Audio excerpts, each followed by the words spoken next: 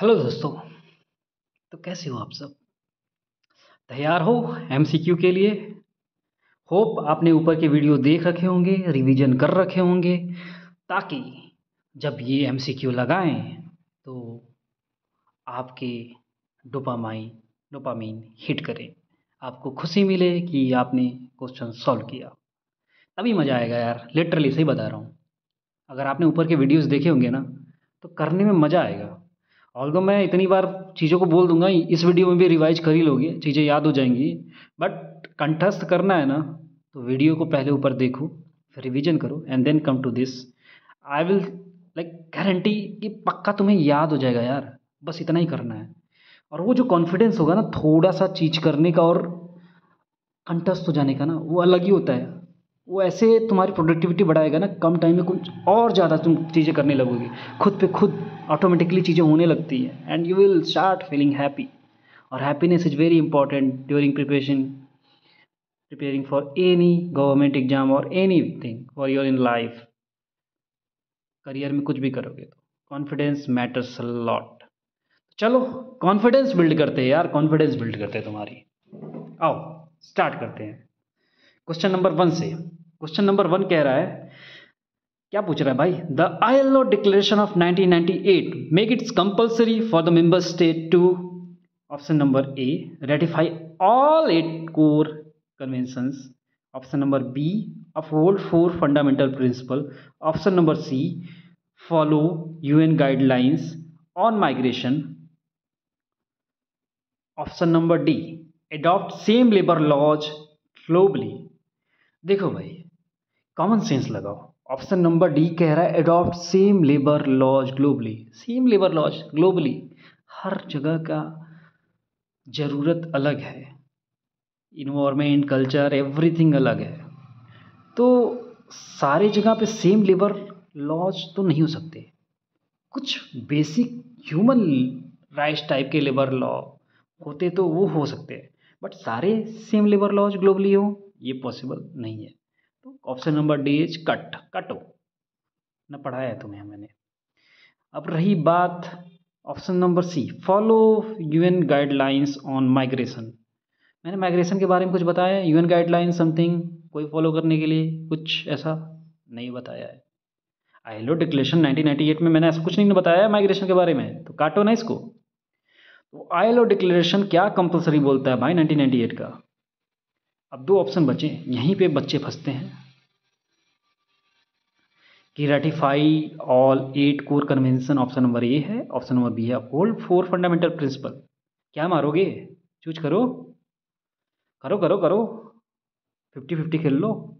यही होता है, क्लैरिटी नहीं होती तो 50% गलत होने के भी चांस होते हैं, अगर सही है तो होने के चांस है 50। तो इसलिए अच्छे से पढ़े रहोगे ना। वीडियो में लास्ट वीडियो में ऑलरेडी मैं बता चुका हूँ कि भाई ILO कहता है कि रेटिफिकेशन ज़रूरी नहीं है, अपहोल्ड करना ज़रूरी है।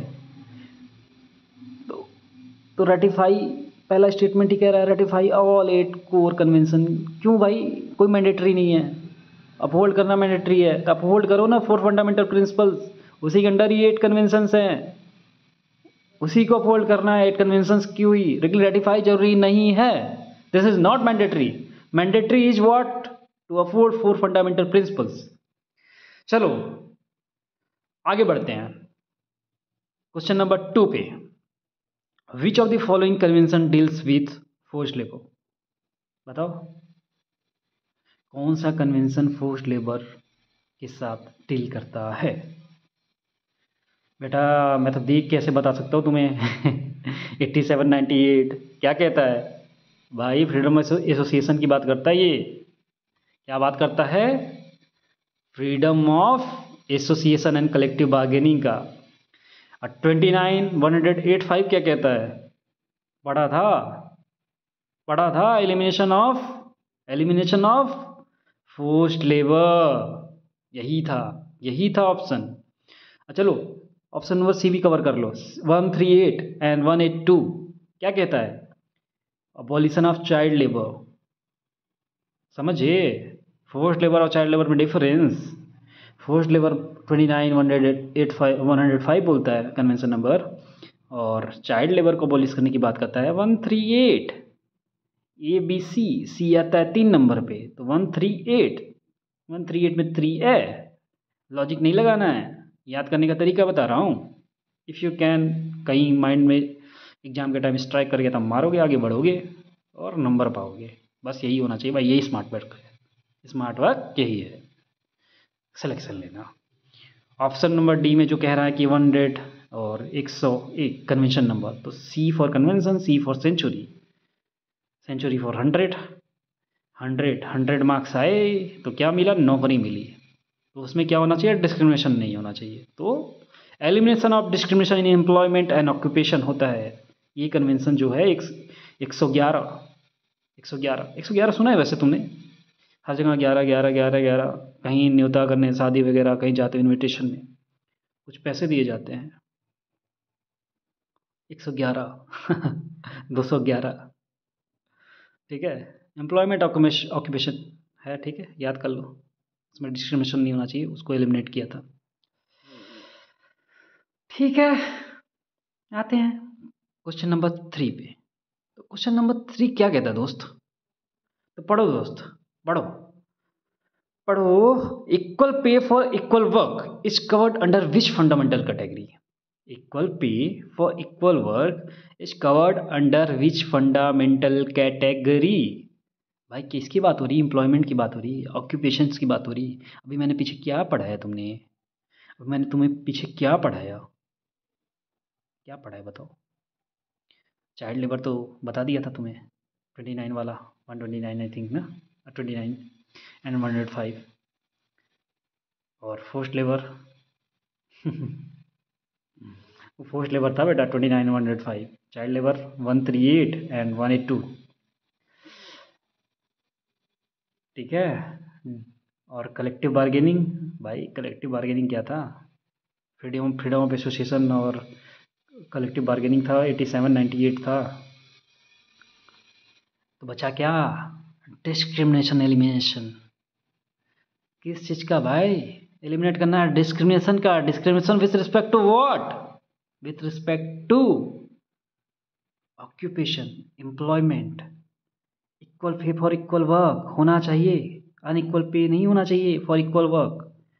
तो इस डिस्क्रिमिनेशन को एलिमिनेट करने के लिए ये लाया गया था। तो इसी कैटेगरी का नाम है डिस्क्रिमिनेशन एलिमिनेशन, मतलब बेसिकली ऐसे याद कर लो, ठीक है। Elimination of discrimination, equal pay, convention number 100।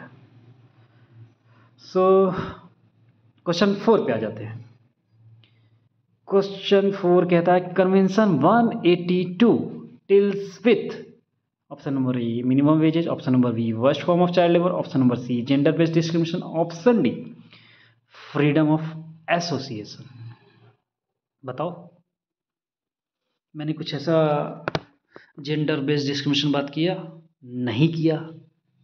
मैंने फ्रीडम ऑफ एसोसिएशन बात किया हूँ, लेकिन ये किस में आता है तुमको पता है, किस में आता है बताओ। 8798 में आता है, freedom of association and collective bargaining. Gender based discrimination की बात किया नहीं, मिनिमम वेज ऐसा कुछ स्पेसिफिक तो बात नहीं किया है मैंने। तो आंसर क्या होगा, आंसर होगा worst form of child labour. तो दोस्त कन्वेंशन नंबर 182 चाइल्ड लेबर्स के सबसे डेंजरस फॉर्म को बैन करता है।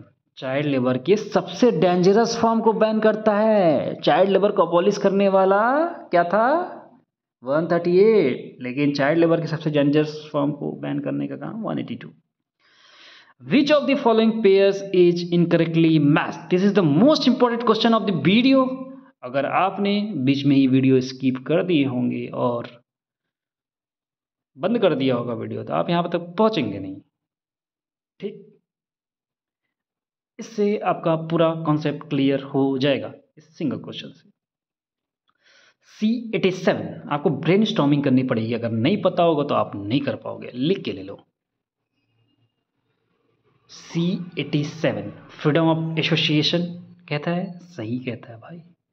87 98 collective bargaining, 29 forced labour, yes yes yes, it is forced labour 29 and 105 था शायद, आई थिंक सो, देख लो।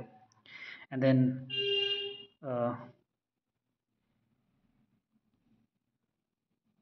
100 नंबर कलेक्टिव बार्गेनिंग तो बेटा पहले ही बता दिया तुमको। 87 के बाद 98, 87, 8 से 7 पीछे गए, 9 से 8 पीछे गए, freedom of association and collective bargaining. तो 100 नंबर किसका है भाई? शतक लगा दिए थे, एम्प्लॉयमेंट मिला था, सेंचुरी, सी फॉर सेंचुरी 100, नौकरी मिल गई, एम्प्लॉयमेंट मिल गया। ऑक्यूपेशन की बात हो रही थी, elimination of discrimination in employment and occupation, C100 था और C111 था। और डी कह रहा है 138 मिनिमम एज। तो बेटा सी काटो, सी सीधे सीधे गलत है, समझे? समझे कि नहीं पहले ये बताओ।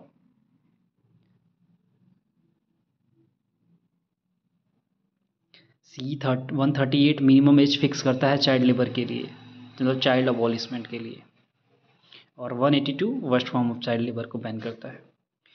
तो दोस्तों ये 5 MCQ अगर आपने अच्छे से देखे होंगे, तो अगर ILO कन्वेंशंस पे कोई क्वेश्चन आता है तो आप गारंटी है कि कर ले जाओगे, until and unless you have revised not much, मतलब लाइक 3 बार 2-3 बार आपने रिवाइज किया, बार बार देखा, या मेरी बातों को बार बार कानों से सुना, लाइक अ मेडिटेशन, शॉनिक meditation, you will remember in exam. आप स्माइल करोगे, याद करोगे कि भैया ने क्या पढ़ाया था यार, रटा दिया था, मज़ा आ गया।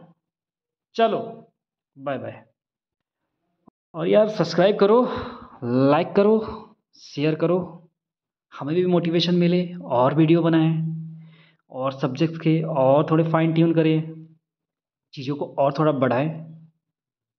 ठीक है, जल्दी वीडियो अपलोड करें ताकि तुम्हारे एग्ज़ाम तक मैक्सिमम कवरेज कर पाए। ठीक है, तो चलो मिलते हैं नेक्स्ट वीडियो में नेक्स्ट टॉपिक के साथ। धन्यवाद, जय हिंद।